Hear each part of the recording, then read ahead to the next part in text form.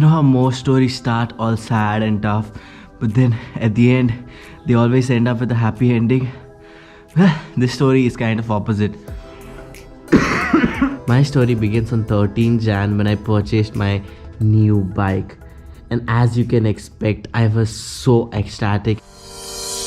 Baby, I know all your secrets, but you tell me stupid lies. Oh, you think you can stay now?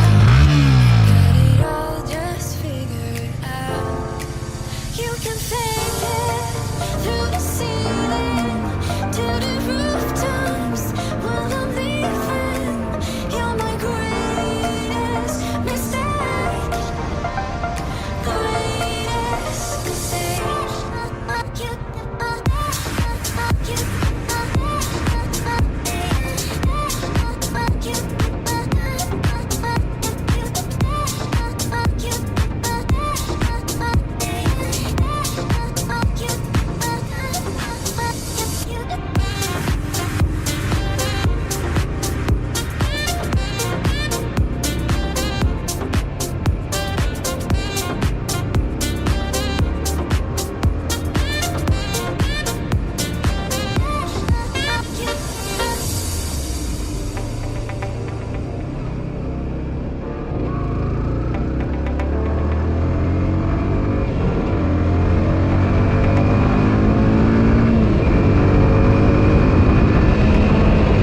That day was just, I was on top of the moon.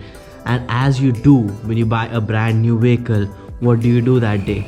You end up just riding, and riding. Even if you're not going anywhere, you just want to ride more.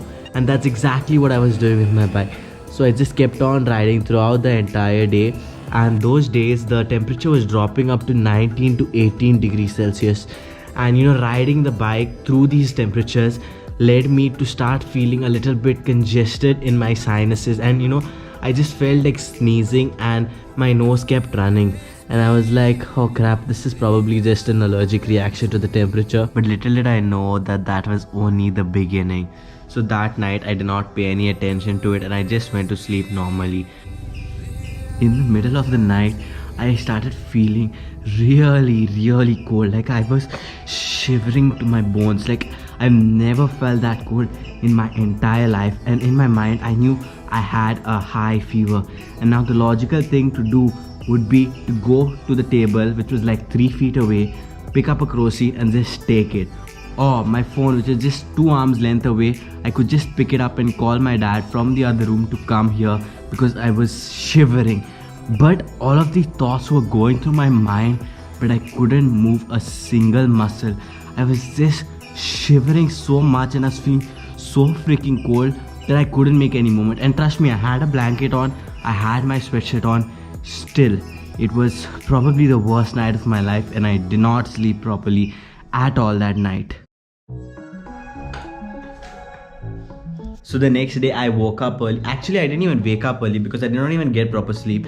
And I just went very early to get tested for COVID. And unfortunately, just because I wanted to get tested very early in the morning does not mean they were going to start testing early in the morning. So I had to sit for about 1.5 hours in the cold waiting for them to start testing. And when they started testing, they told me that they were not going to be doing the RT-PCR because the labs were backed up and it was just going to take too long.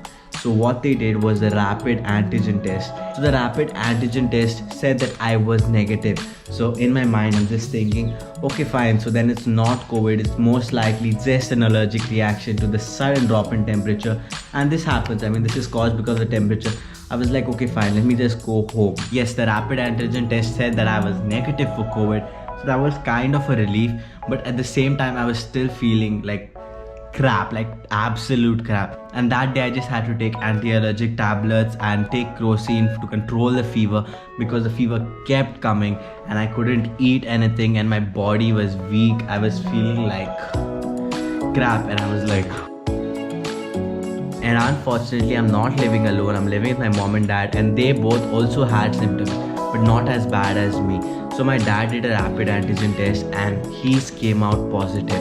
Now, rapid antigen test is notorious for getting false negatives, but the specificity of getting a positive is 99%. So if my dad had COVID, then I know that what I had was COVID as well, because we were living in the same house and there's no way that he got COVID and I did not get the COVID. So I just accepted that I had COVID and I had to quarantine myself for the next 10 days, and I couldn't go to work, I couldn't get out of the house.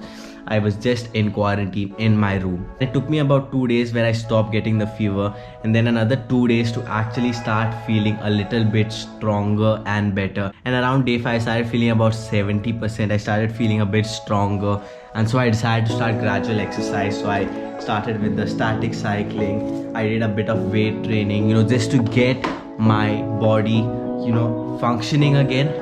And through this entire time, I just wanted to get back to filming these videos, but I was just not feeling up to it. And I knew if I was not feeling up to it, then I was not going to be able to make a good video, and I do not want to put out a bad video. And so for 1 week, it was like just sitting, popping pills, watching stuff, drinking fluids, and all that kind of jazz. And after a week I started to feel better, and that's when I decided to make my YouTube video about my new bike. Even though it was almost more than a week old by that point, I decided to make that video then. And even then I was not feeling, even now actually I'm not completely 100%. I would say I'm 95% fine.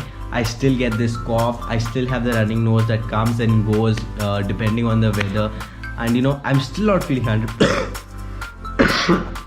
That was not planned, but overall I'm feeling fine, I'm feeling strong. I was able to get back to proper workouts. I was able to get back to my work, and it just felt good to be back. Just this, these symptoms are a little irritating. And if any of you are curious, yes, I am vaccinated. Now you all must be thinking, oh my god, he got vaccinated and still he got COVID. Well, see, vaccination does not take away the chance that you're going to get COVID 100%. But I believe that if I was not vaccinated, I would have not been able to recover from the severe symptoms of fever, body ache within just 1 day. I believe it would have taken much longer, because I know people that are not vaccinated that got infected by COVID, and it took them almost up to a week to even get that fever phase down.